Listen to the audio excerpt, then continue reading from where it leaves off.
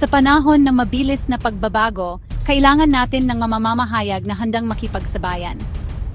Isang henerasyon na hindi lang nag-uulat, kundi naghahanap ng katotohanan gamit ang kapangyarihan ng teknolohiya. Kilalanin natin ang AI, ang bagong mukha ng pamamahayag.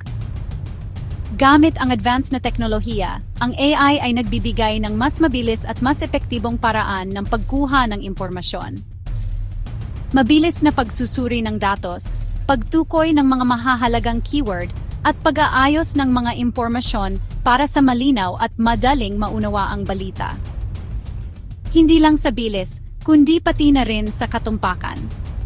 Ang AI ay tumutulong sa pag-verify ng mga impormasyon, pag-iwas sa maling balita, at pagsasalin ng mga balita sa iba't ibang wika para maabot ang mas maraming tao.